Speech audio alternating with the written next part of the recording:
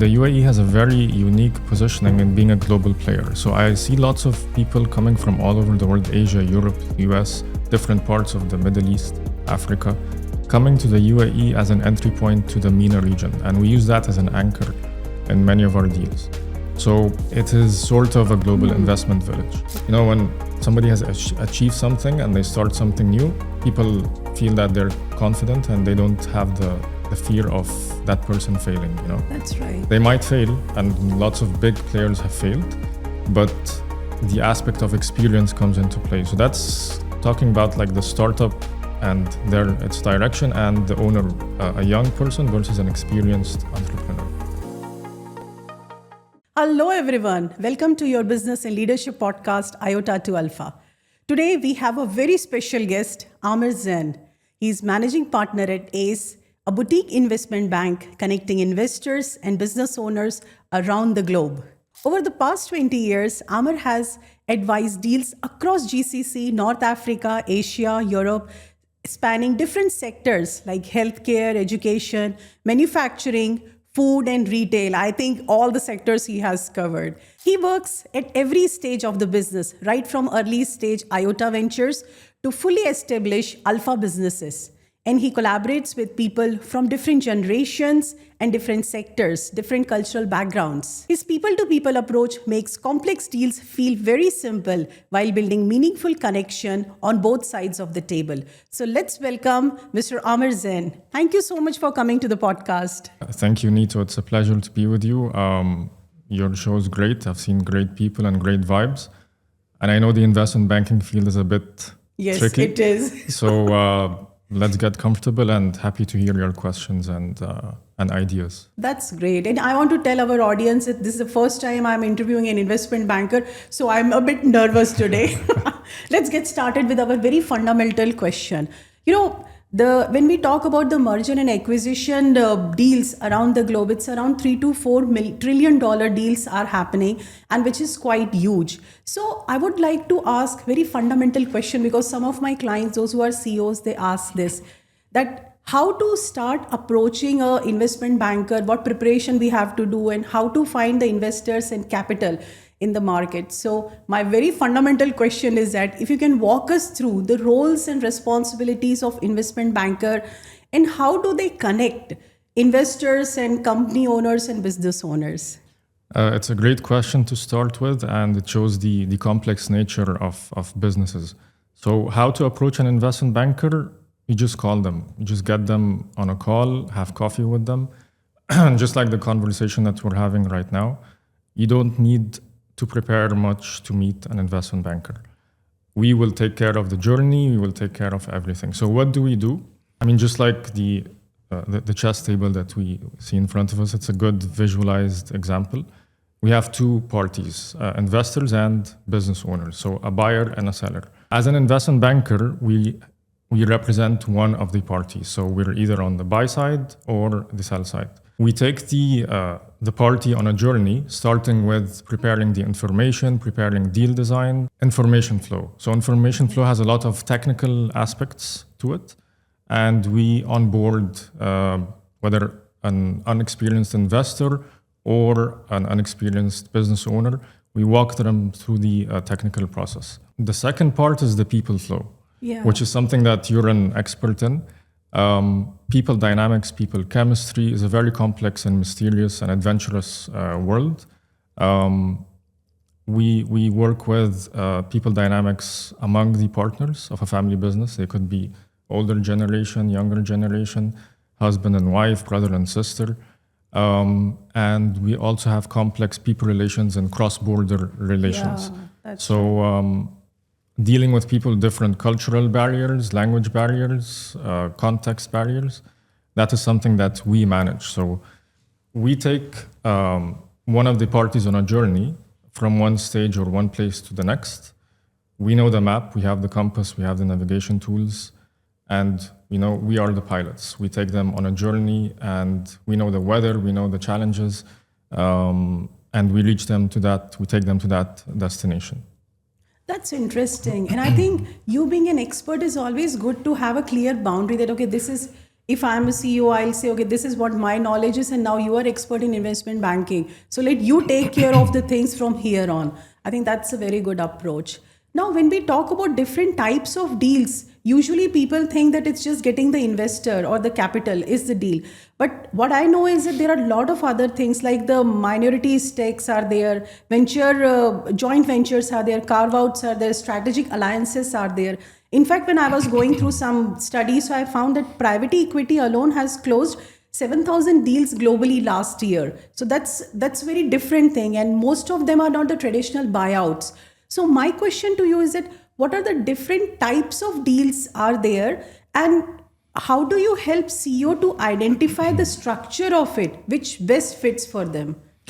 That's a great question. So people think that money coming to the table is the ultimate goal, but money comes in different forms and formats. So we are sort of in a boutique mode. You know, when you go and you have something that is tailored, designed to you, there is no one size fits all. So what we do is that we assess the company, the life cycle of the company. We see how much profits it has performed over the past few years and its future. Does it have potential for growth? Has it reached maturity stage?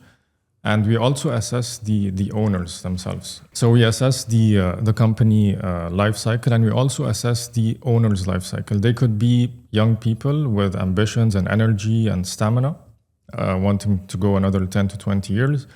They could be old people that have health issues, people that just want to exit and retire early. And through this mapping, or through this close, intimate relationship with the owner, we understand where they are. So, and we take our map out, we take our navigation tools, and we find the right partner or investor that matches with that company. Like you mentioned, Neetu, they come in different names or categories. So you have strategic investors, financial investors, private equity, venture capital. And we don't bore the business owner with the details of each potential partner, but we also like to give options, like especially if you're in the middle of your journey. So a company that's in the middle of their journey, they can be approached by strategic investors, and strategic investors are simply people who understand and have the capacity to apply strategic resources and knowledge. Strategic players usually like to lead versus financial investors. Financial investors, they have the capital, they have partners that they've raised funds from, and they like to take a backseat. They don't like to lead. So these are two different profiles. And venture capital is usually high risk profile. Private equity is usually, some of our friends call it the boring type of capital. They just like companies that are doing the same thing over and over, stable profits. They like growth stories, but they don't want something that's risky or too exciting. So these are just some of the profiles that apply to businesses. Since you're working in UAE for a really long time and you have closed hundreds of deals, if we have a pie chart, so what will be the percentage of different types of deals, especially in UAE? Because a lot of family businesses are there by the Emiratis and by expats as well for like generations. And then the new ventures are also coming here. People are getting attracted to UAE and they are starting their business. So how do you see in a pie, what will be the percentage of approximately? Okay, let's draw several pie charts. So let's say, the UAE has a very unique positioning in being a global player. So I see lots of people coming from all over the world, Asia, Europe, US, different parts of the Middle East, Africa, coming to the UAE as an entry point to the MENA region. And we use that as an anchor in many of our deals. So it is sort of a global village, a global investment village. Yeah. So it's hard to draw exactly which nationalities or geographies are actually here, because every day we have something new. That's right. In 1 week, I can have calls with different players coming from different, and it's inbound, meaning that investments are coming in, or outbound, meaning that investments are going out. So that's in terms of geographical landscape. In terms of the sectorial landscape, there is a lot of hype around AI, the leadership in this country, and actually the world is going into an AI cycle. That's So we right. see lots of interest around that. So the VCs are very active in that. And this is where we get a little creative. So we're combining, if you remember, I said there are strategic and financial, and there are VCs and private equities. Sometimes we mix and match. So we have strategics that are becoming in VC mode. Okay. And actually, one of the largest players in the investment world is very flexible and agile when it comes to investments. So they like to think as a startup, and they can invest, write a $2 million check, and they're also a major investor. They can write a $2 billion check. Yeah. They like to work as majority and minority. So the thing is, when I draw a pie chart, it changes week by week, but sector-wise, AI is taking a lead. Family businesses with successful legacies is a very interesting player because it can go in many ways. Yeah. And it involves a lot of people dynamics.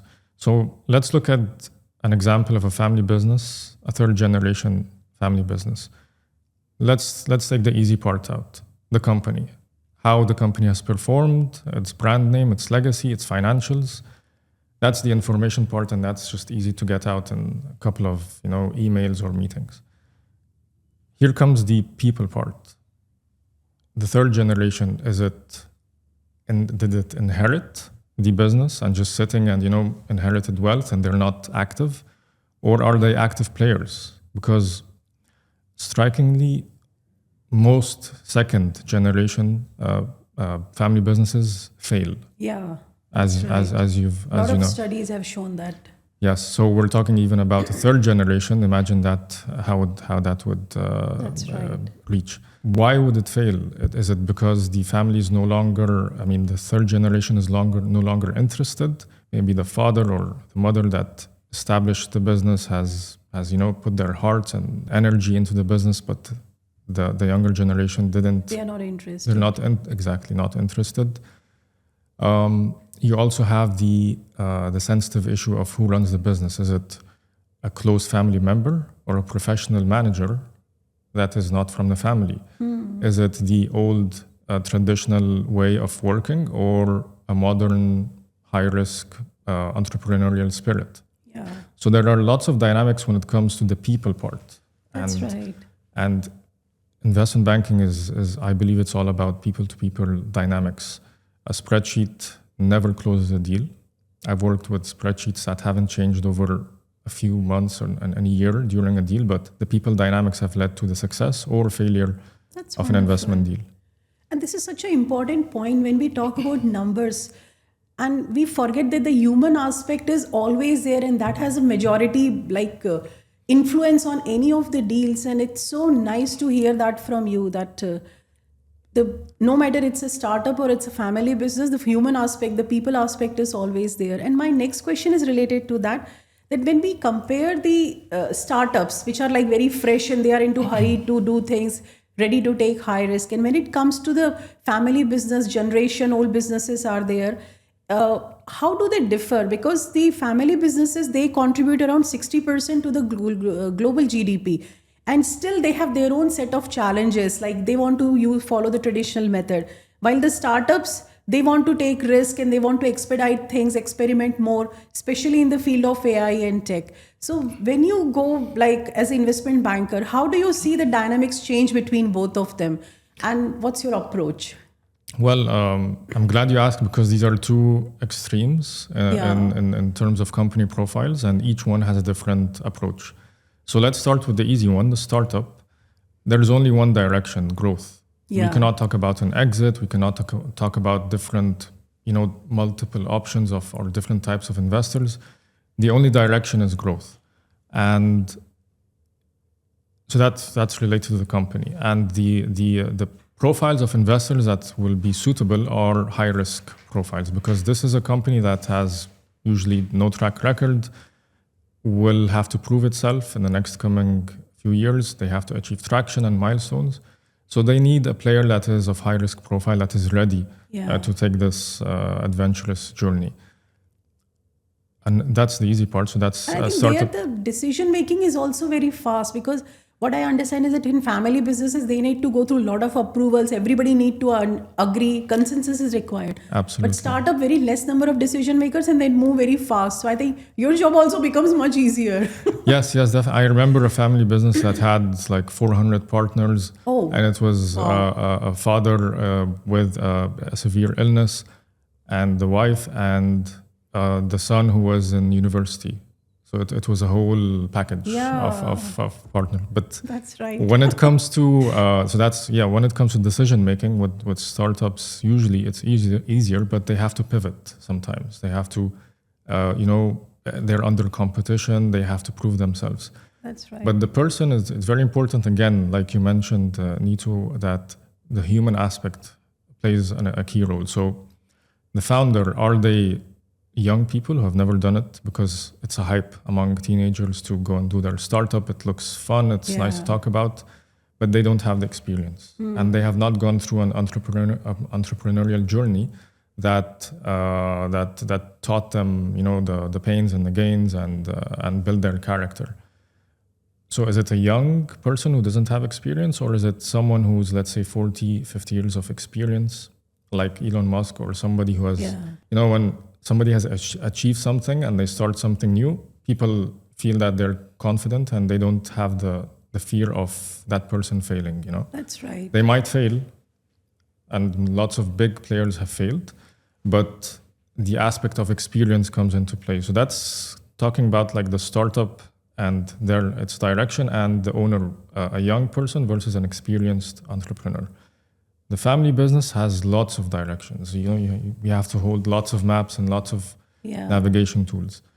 Like the example of a family business that is, a brother and a sister, they inherited their father's company, a husband and a wife. We get into sensitive issues. We get into questions about inheritance, about continuation. Yeah. I mean, these are not meetings that sometimes held in the office. We can sit in the villa. We can sit in a social context. That's and right. we have to take off our suits and ties, and we have to be relaxed. We have to listen to the human aspect. That's right. I remember one brother and sister. They told me, Amr, we like speaking with you, because they like to speak about when they were kids, and they went to the company that their father built, and they have memories, and they have the old car, and they're like, we see these people coming with suits and fancy cars, and they're like talking about some jargons and words we don't understand. What's a teaser? What's an investment? What's a valuation? We don't understand any of that. So you take care of that, but we want to see how our business will grow. That's great. And we have to decide for companies whether they should sell, because it's a once in a lifetime decision. Yeah.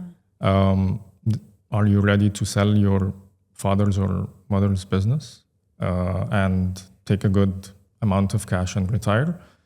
Or do you want to continue and continue building the legacy? So a lot of complex paths are with family businesses. From the first generation, it gets even more complicated with the second and third generation.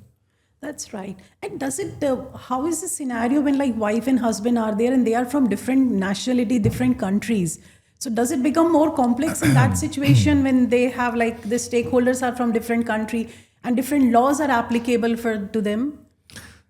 This is a very fascinating angle to view investment deals. And I've learned over like 20 years that humans are very close. So especially when you put barriers like language and country, a husband and a wife in one country is exactly the same as a husband and wife in another country. Okay. The same human emotions and dynamics apply. I have faced deals with problems with language barriers, yes, but we're humans in the end. So if you're able to cross that barrier and make it easy, the human dynamics apply. So you might feel that when you go into a meeting room and there are people from different nationalities that it's going to get more complicated, but just have that human instinct in you, a smile, sharing a meal together. It's the human emotions that transcend these borders. So I haven't seen any difficulty. when it comes to human relations from different nationalities. That's interesting. And I like when you mentioned that speaking their language. I think when I work with all CEOs and even for the public speaking as well for keynotes, I say you don't have to speak your language. You need to speak what other person's language is so they can understand. And it's so important when you talk about numbers, you're talking about human aspect. I think in our conversation, the human aspect is coming out more prominently Yes, than yes. the numbers over here.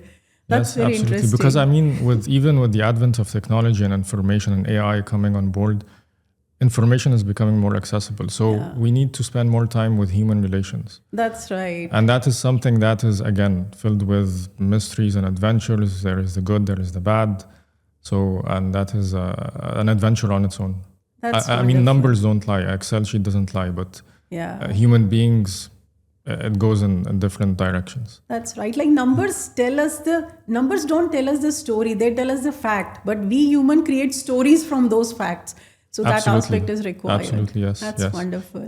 I'm just visualizing from the same company. If you look at the Excel sheet, you can have an owner that is shy, that is not able to speak about their company. They feel that their company is small and the valuation is small and they're afraid to approach investors. Yeah. And with these same numbers, you have another business owner that is too confident, that is willing to speak with everyone, that sees that their valuation is super high.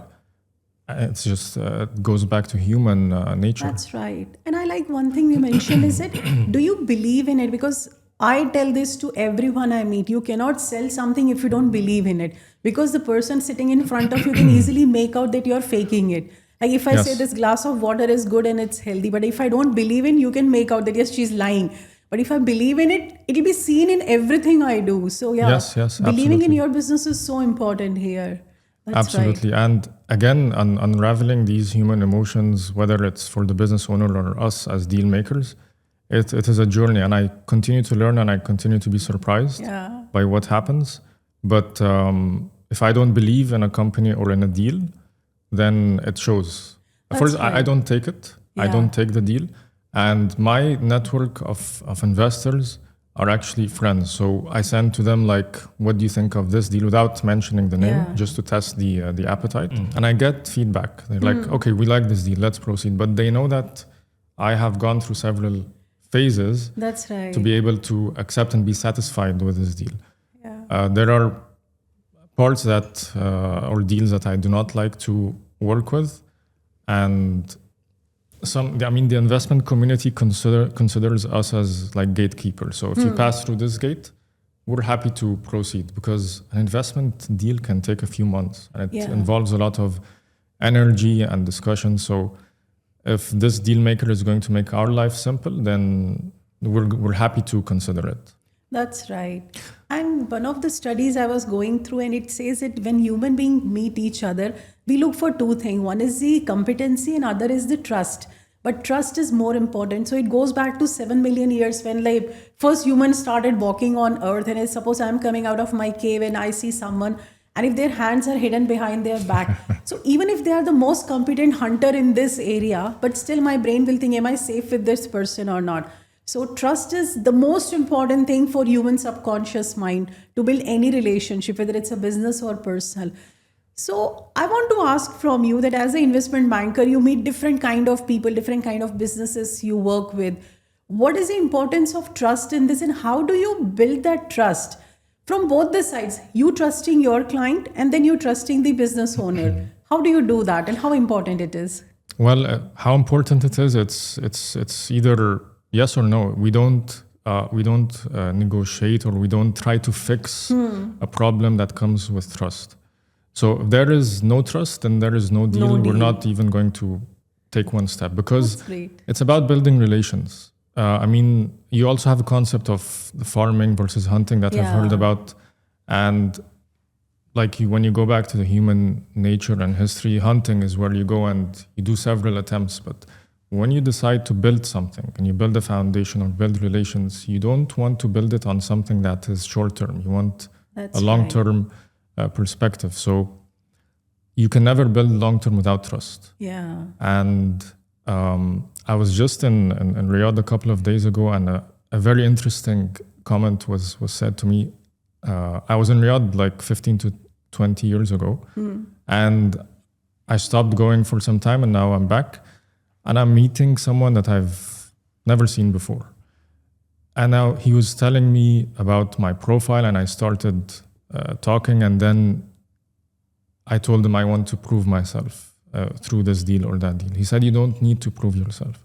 I know a friend that is your friend that you've met 15 years ago. And he said, sit with Amr, and whatever Amr tells you, just do it. That's great.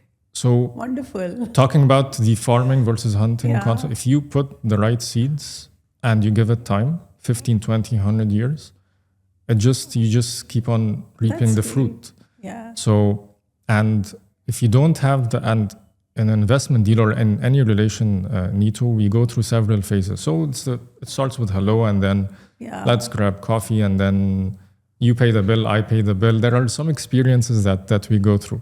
That's right.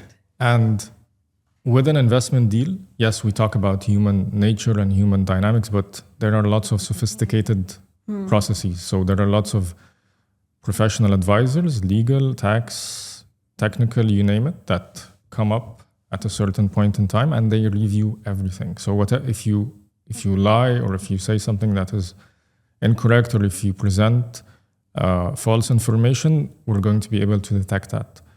And again, talking about a relation, if you're going to be a business partner or take a company for the next 5 to 10 years, how can you take this journey if you cannot trust them in an investment deal? Exactly. That's right. So trust is the most important thing. It's it makes life easy. I would rather have a close network of trusted friends, which I am happy to have now, of business owners and investors, a small number of close trusted friends, than a large number of people you don't know or you've never experienced or tested before. Very true. And I want to tell our audience that me and Amr are meeting for the first time. Actually, we got connected through one of the groups.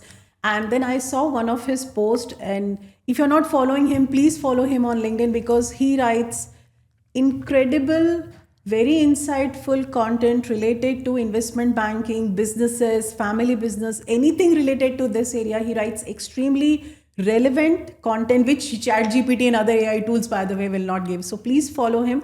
I'll do one thing. I'll put his LinkedIn ID, LinkedIn profile link in comments. So please follow him. Please make sure you do that one. Yeah, so I was telling you the story that how we got connected. I read one of his articles and I loved it.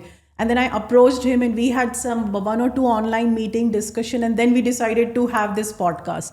So you never know from where things will start getting connected, and you start learning and connecting with people. So as Amr has mentioned, believe in farming, not hunting. Hunting is just for short term. But I think investing time and energy in building that relationship is very important. Absolutely, absolutely. And any relation, I believe, starts with hello. That's right. And then there are vibes that you detect. And I've learned also something, that we have instincts that are just there. So when I see people, I can tell that we're going to click or not. Yeah, that's sometimes it doesn't work, and sometimes I also have to be, humble and fair. Sometimes I'm wrong. Sometimes I'm like, we're not going to connect, and then it works because my senses are still not, complete, or I haven't learned anything. So I give space again to test. And I've actually went through lots of problems because I misunderstood people. So that's another story. I see it this way, that I know something and I don't know something, but there is a lot between this thing. So I always say, neither I accept nor I reject. I'm just giving a space because I'm still exploring that space. Maybe there is something which I don't know. And interestingly, as a human being, science has proven it so many times, there is no way that we can know something 100%. So it could be the light we see only in the entire spectrum, we see very limited light wavelengths. If it comes to temperature also, when we say I'm feeling cold, at the same temperature you may feel very hot also. So it's always the relative temperature we feel, not the absolute temperature. So if we take any aspect of human being, there is no way that we can know something 100%. So it's always good knowing and unknowing. In between that, a lot of space is there. Yes. And that's so beautiful that you are keeping that space open to explore things. Yes. And actually, you might think that when I talk about investment banking, like you have the buyer and the seller, but in essence, we're all going to be part of a new partnership. So we use that same description that you mentioned regarding exploring.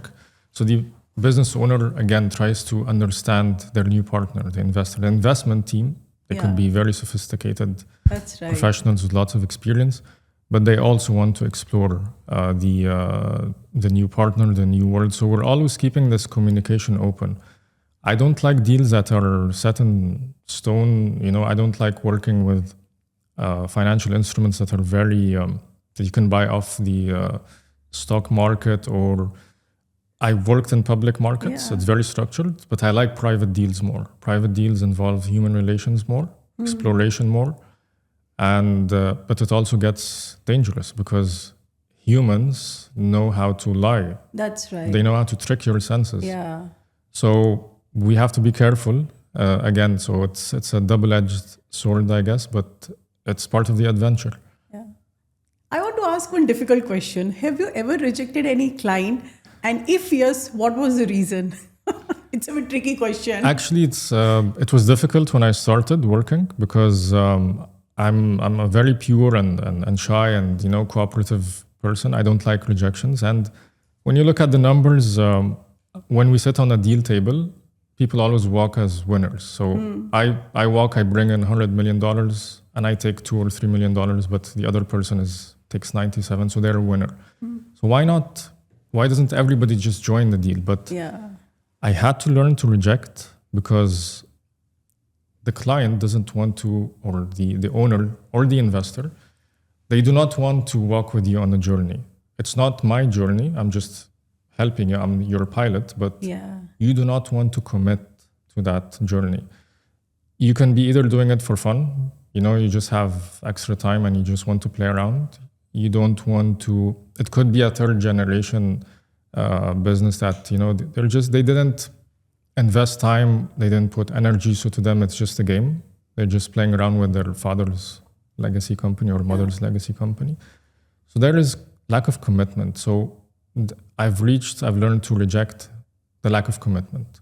Okay. And lack of commitment, it's like, I'm going to be taking you on a private jet. I'm going to be your pilot. So I expect you to come on time. Yeah. Some people don't come on time.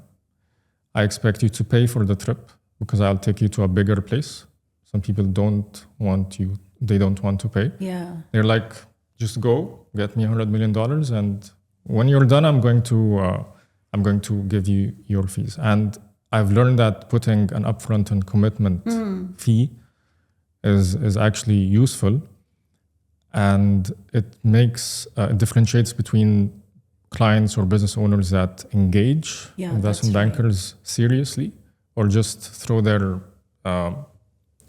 company and profiles and information everywhere. And actually, investors have told me that we want to know, has this client paid you? Have they committed? Because they're testing what happens to me and I'm representing the business owner. So yes, we reject these type of clients that do not commit.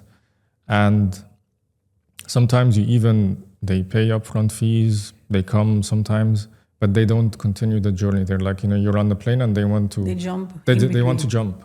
And until now, I don't know why, because we're just about to land into paradise. You're just about to get your retirement, your company is going to get a new investor, but why are you jumping now? It's a human thing that I'm still trying to learn. And so that's why we reject, or actually we put certain standard and they do not meet that standard, so they are automatically rejected. That's right. And I think you must be having a certain criteria even to choose clients, like not randomly everybody approaching you must be choosing. When I started my business, I was like, okay, whosoever is coming, I'll take. And then I learned it a very hard way. Like I had one of the clients, 2 partners were there. One of them was really happy and wanted to work with me, and another one did not like me. And I learned it that day. Actually, I learned if 2 people are there and one doesn't like you, don't work with them, because that person makes sure that the project fails no matter what. So I decided if all the partners are not happy, I'm not going to work with that, because I'm putting my time and effort and it's not working out. So Yeah, I think as a business owner, we need to have that minimum criteria to choose our clients as well. That's Yeah, right. absolutely, absolutely. So there are, I mean, again, what I do is I connect two parties together. So I sit with one party, I listen to their criteria, and I go to another party, I listen to their criteria. If the gaps are not wide, I bring them together. So sometimes I apologize on certain projects because I do not have an investor network that is satisfying to this criteria. Sometimes I try to leave my emotions out of it. So sometimes, yes, people might not like me, I might not like them, but I like to take my partner's opinion. I like to take my investors, because some of the investors are friends. Like, I do not like this guy, but this is a good company. What do you think? And if they like it, then we proceed. So I'd like to start this journey by at least having, a sort of alignment between all parties. But, like some people come with spaghetti formats that are too complicated, and it's a complicated deal with complicated people, with complicated dynamics. There's an inherited company that the partners are. I went to one partner and he's a brother and he's fighting with the other brother, and it's too complicated. If it's too complicated in spaghetti mode, I just don't. I don't. But however, it doesn't mean that I do not give advice. In any case, with anyone, I arrange a one-to-one call. Let's have a call. Let's listen. Let's diagnose. And I'll give you directions, even if we don't engage.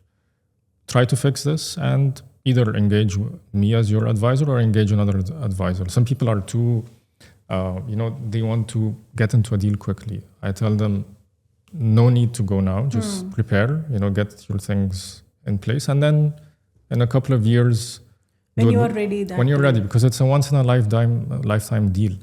Some people want to rush and some people are too slow. So we have to neutralize the rhythm of and the pace of the deal. I even sometimes send when I do like a free call, I even send them the contract. Look at this contract. Try to get a better contract with another advisor. Have the tools with you so that you can use them on your journey. But I do not accept every deal. I do not have I have the capacity, but if I do not have actually the market has taught me that you get deals at certain times and there are certain people waiting to look at this deal and it just clicks. I do not try to create a market. I do not like to force the market. That's right. And I like this thing, what you mentioned. Actually, in sales also, I talk about it, that somebody is waiting. Somebody wants you and somebody don't want you. So that's perfectly fine. We have to find somebody who's waiting for us and who needs our services, and we can work with them. We can gel along with them. I have another question from the business owner's perspective. What are the 3 tips you will give that they can check their readiness even before they approach you? So what are the 3 things they can do? They can approach me whenever and wherever. But there are a couple of points that I like them to pay attention to, and they do not involve any money spent. They do not involve any effort. Actually, they involve less effort. So first is have the intention to do a deal once in a lifetime, or your heirs or whoever will follow, and your management team. Just have the intention. Like say, I will do an investment deal. What will happen when? Just don't get into that right now. But I want to do an investment deal for many reasons: to exit, to grow. I just want to do an investment. So set a direction. Second, don't do anything. Don't go and learn, and don't go and look into Excel files. Second one I like the most. Yeah, and I hope people. But it seems easy, but it's actually a lot of people don't do. Yeah, Google. So they Google an AI and how to do an investment deal, and what is strategic versus financial investor, what is venture capital, and how do you do a valuation, and they come and they tell you the company is valued using DCF and multiples, and we're going to. So we have to do a lot of unlearning. Yeah. And especially when they're very sophisticated and from very strong academic backgrounds, much smarter than me, it gives me a hard time. So I have to tell them, you don't have to do this. And then they like to push the buttons, again, with the pilot example. I just want you to sit down, relax. I'm going to take you there. Yeah. They want to know every single button. And some people, they want to sit in your seat. So I'm like, where am I going to sit? He's like, I'm going to lead the plane. I'm going to, right. If you're going to take the plane, I'm not going to fly with you, on your own. But try not to do anything. Just have the intention and then don't do anything. I love this one. One time I was very sick and my doctor told me, I asked, what should I do? She said, Neetu, just go home and don't search on Google. That's the only thing you do. You trust me, I'll take care of you. Exactly. So I love this advice. So have the intention. Yeah. And why do I say have the intention and be ready? Because I've seen people come at the last moment. A person that is in their late, age and health situation, and they come and they want to do an investment deal. Yeah. Then we have to sit, of course, being concerned about his or her health. And then the wife has questions and the son has questions, and you have to manage the people that are under pressure. And that's not a good time to do a deal. I mean, we'll do it, but I don't like to be under pressure for your sake. I'm going to sell it anyways. But if you're under pressure, that makes my job harder. So the problem is we tell people, and we get with business owners into calls, and we try to prepare a deal. They're like, we don't need it. Why would I need an investor? They could be a leader in the market, but times change. And I've seen over the 20 years, leaders come into second and third place. And so be ready and be prepared. Don't leave it to the last moment. Second, don't do anything. Third, look for deal makers or investment bankers and have a chat with them, because they're going to tell you what to do, what not to do, and when to do it and how to do it. You don't have to engage with one. I mean, you have to engage with one, but have a talk with 3 to 4. Yeah, and then decide one. And then decide. And there's an easy way, because you do it once in a lifetime, so you might not know the technicalities, the fee structure, what's fair, what's not fair. Just let them give you their proposals and compare, So these 3 things might avoid lots and lots and lots of mistakes and spaghettis that I find in deals. And it would make life easier. And by the way, going back to your point on waiting and people connecting, I've always see that coincidences work. Yeah. So we have a role of, preparing and connecting and doing effort, but sometimes there's an element of luck that's just waiting that nobody is in control of.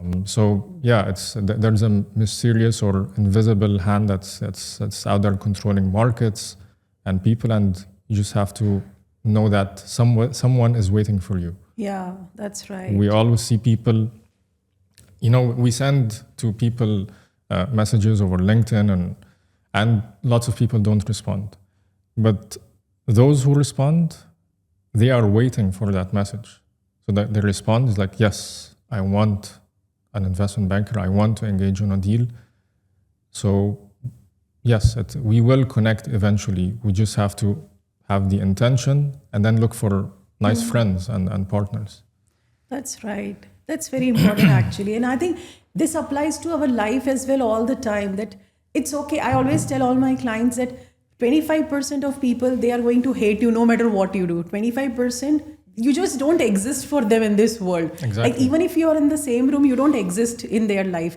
25%, they will know what you're doing. They'll poke their nose, but they'll ignore you. Yes. And only 25% will be there, those who love you. So we just have to focus all our energy on that 25%, which those who love our work appreciate and encourage us. Other 75%, it's okay, they just exist, but we don't have to pay attention to them. Actually, that's what we have to do. It's very interesting that I've reached the 25% that we want to work with sometimes through the 75% that we are not compatible with. That's right. Sometimes I've reached a very key contact through 5 contacts that were that we didn't continue with. So being on the move and connecting and being yourself and just, always giving signals, it will eventually take you there. Yeah. And I love this, what you mentioned. In fact, yesterday I was having a conversation with someone and I told her that don't give up, because the person who stands till the end is the winner. You are not loser. You are in the game as long as you don't leave the field. as long as you are in arena, you are in the like game. Nobody can make you lose that game. So we have to stay, we have to keep exploring things with open mind. And it's okay if some rejections are there, that's perfectly fine. Yeah. If like you mentioned, if we gave up, then we're just going to be like the others. And Yeah. the people who give up actually start relying on us because we've reached several milestones. We've reached a higher level on the mountain Yeah. that others just couldn't reach. So just keep going, and these barriers will actually turn to an advantage. Some deals come to us because some people just don't have the capacity to take them. They like the easy part we're getting, but the hard part we like to take care of. Yeah. I have some tricky questions now for you. Finance Interesting. professionals don't smile. So if we talk about the 4 colors, like the personality one, the red is the dominance, the blue is the analytical people, yellow is visionary, and green is harmony. So all finance people with whom I work, they are blue. They are very serious, very analytical people. Now, if you are meeting a person, like my assumption is that you are a blue person and you are wearing the blue dress coat as well. So you are going with the analytical mindset. And if the CEO sitting in front of you, he or she is the red one, and oh, my color is red. So That's full dangerous. of like energetic and dominance, and they want to move things fast. So how do you deal? Does the different personalities make any difference in conversation of deal making? Yeah, absolutely. Actually, this is It's just coincidence. I did not think of it. No, actually, yes, we have this impression that we are very analytical, and we like to sometimes use it. So it depends on the person and the personality in the room. If we neutralize the mood. Yeah. If I find someone that is very dominant or energetic, I try to calm them down. If I find someone that's very shy, then I try to, Make them more talk. Yeah. yeah, exactly. But as long as there is rhythm, then we can go with the flow. But the problem is when somebody is solo and they want it to go their way, that becomes a problem. That's right. Then you can't, because deal making involves new partners, new relations, and you need to be flexible. So personalities, yes, like the example of the private jet, people come. Sometimes they're jumping up and down. Sometimes they pull your hair. Sometimes, which is why nothing is left. Sometimes they want to take the seat. Sometimes, so you deal with lots of personalities. That's But right. I've sat with people in the finance world, and there's always a way to make them smile, and there's always a way to bring out that human element. And I have another interesting question for you. I'll not quote the name of that person or the brand, but does the brand reputation or any past incident which has happened with any of the CEOs or something, does it impact the deal and the valuation of the company? Absolutely. So any incident, again, we're building relations. So when you're building a relation, everybody's a bit shy. Everybody tries to show their better self. But if we're surprised with an event or something that is shocking, that definitely affects the deal. And we're working in the private equity space. So we're always in closed rooms. I'm always having side discussions with the owner and then with the investor and preparing for the time when they both sit together on the deal table and to minimize the gaps. But if there are surprises, then it definitely affects the deal. And there are always private issues when it comes to families, businesses, investors, cross-border relations. There are always sensitive issues. So it's always good to keep it low profile. Yeah. And that upsets deals when something is shown in public or something that is shocking to everyone. But we are able to manage, for example, if there is bad news or something that business owners are afraid to talk about or investors, it's okay that we talk about it and then arrange a way out of it. Of course, there are some incidents that happen to people. So it depends on the direction. Is the company going to continue with the new investor and the person is going to stay in place? So it's very important that the ethics, the profile, the reputation of that person to be intact. Sometimes if the reputation is not in place, then it upsets the deal, of course. And I've seen people try to raise funds and then they go and do something personal that goes out in the public, and then, the finance team is like, we're not going to be able to proceed with this. Sometimes that might trigger actually a deal because the person or the owner, he's holding a very interesting company, but they're not suitable. I mean, they're destroying the company. So their exit is actually a good sign. So that can trigger a deal. Okay. But that has to be full buyout. We cannot continue with this type of person because of these values or this reputation. So it triggers. So it can go in many ways. And sometimes, depending on which side you are on the deal, buy side or sell side, you can take advantage of some of these events. And that's the tricky part. Sometimes in deal making, we sometimes use different different strategies and cards to play. So if a negative event happens to a company and I'm on the buy side, I might take advantage of that and dictate more terms. That's right. And I always say that the social media, like people say that, this is my personal account. And the name itself is social media. There is nothing personal there. And as we grow in our career and person reaches to CEO or the CXO level, whatever they do, that has a much bigger impact compared to somebody who is just at the entry level. So Absolutely. I think once we reach there, it's all about the brand reputation, company reputation. So as a CEO or CXO, people have to be more careful what they do in public because social media is social. It's nothing is private over there. Absolutely. Yeah, that's right. And if we talk about since you have done a lot of deals, and a lot of different scenarios you have done, and 75% you have filtered out and 25% now you're working with. If you go back in time and give 3 advices to yourself when you did first 5 deals of your life, what those advices would be? Well, first of all, I was very naive. So I used to play, when you play cards, you're supposed to hide your cards. I was young. I was very a pure spirit. So I thought everybody was nice. I used to show my cards. And my cards are showing to everyone. Yeah. And I learned it the hard way that, no, you don't show your cards to anyone, even sometimes your team members who might be planning something against you. So one advice is don't be naive. Always have an ace with you that you've, hidden and don't reveal it. Sometimes you don't need to use it at all. Sometimes you might pretend that you have it. Sometimes you might use it. That's right. So don't be naive, but maintain the pure spirit because that is a unique human element that I like to, continue with. Second, I used to get very emotional with imbalances. So like you or me, if we get, an unfair treatment financially in our companies or in a meeting, so persons or a company is mistreated. It could be a very good company that people are not, appreciating the value of, or a country. So 20 years ago, I've seen lots of imbalances that emotionally I took on my shoulders, and sometimes you can't do anything about it.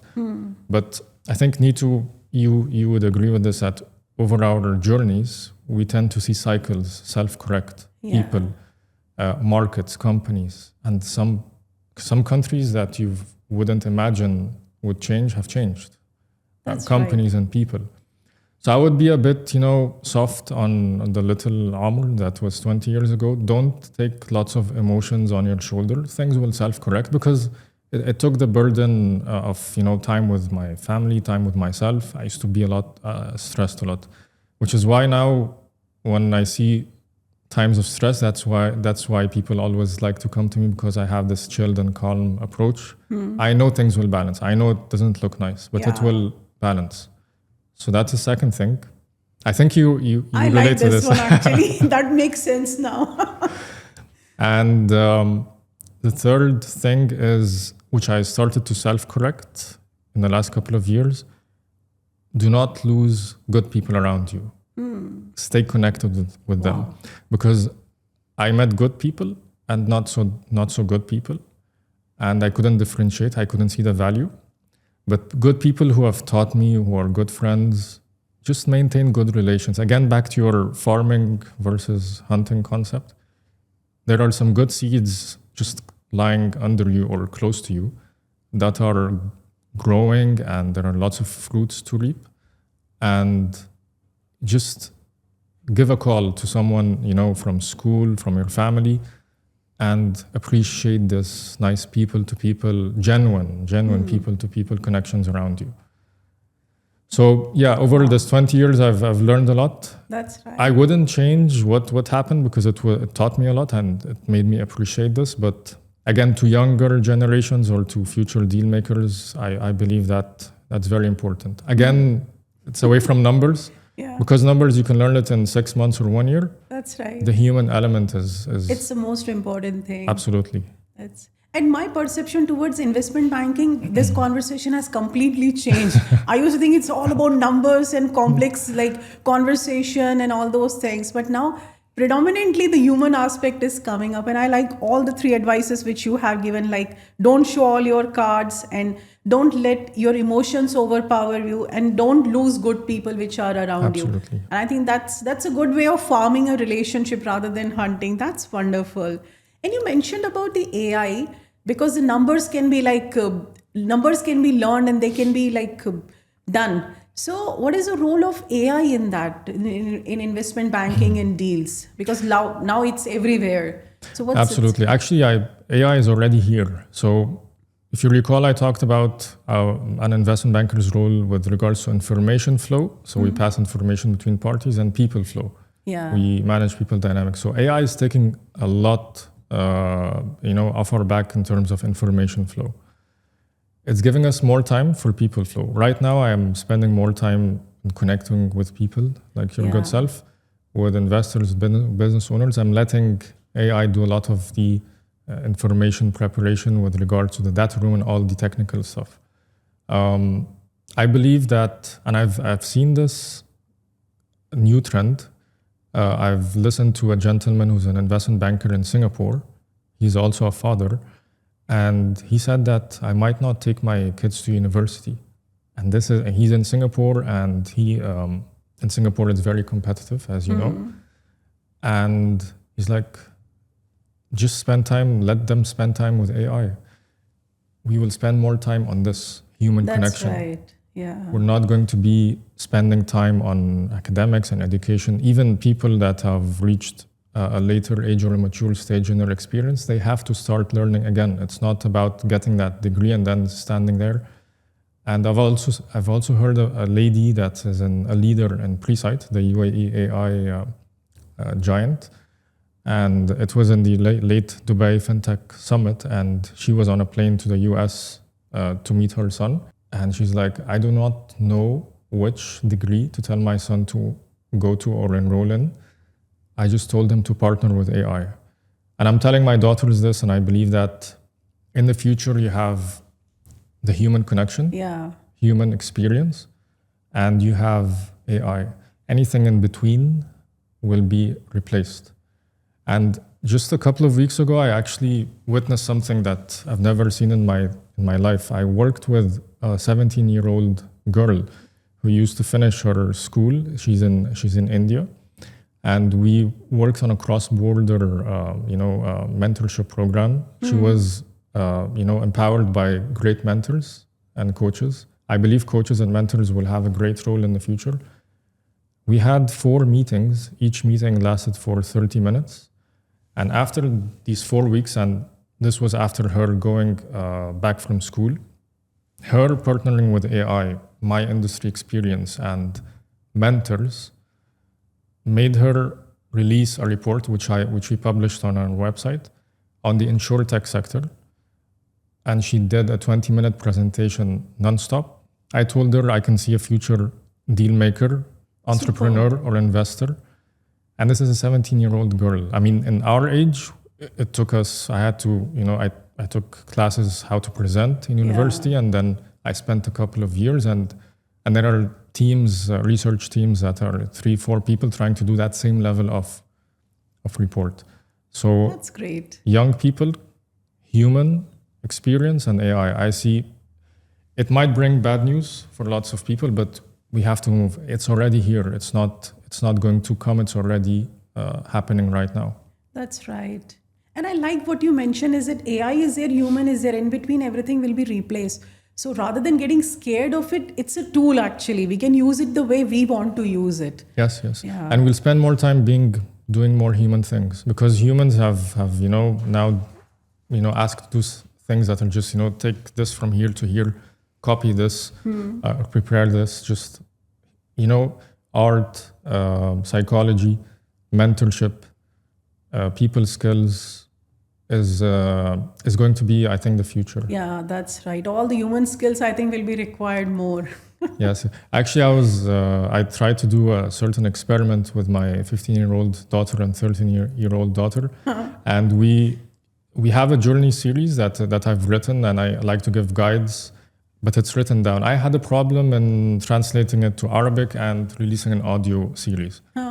So we played around and we let AI, so like two hosts, a host and a co-host, and they started having a very interesting conversation around this. And we released an audio series wonderful. For everyone to enjoy in English, in Arabic and in English as well. Yeah.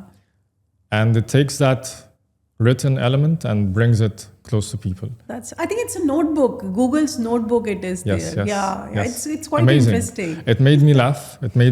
I'm the author of these series, and it made me engage. Yeah. But again, these are 15-year-olds and 13-year-olds and 17-year-olds. That's right. Putting their flag on the investment banking world with AI.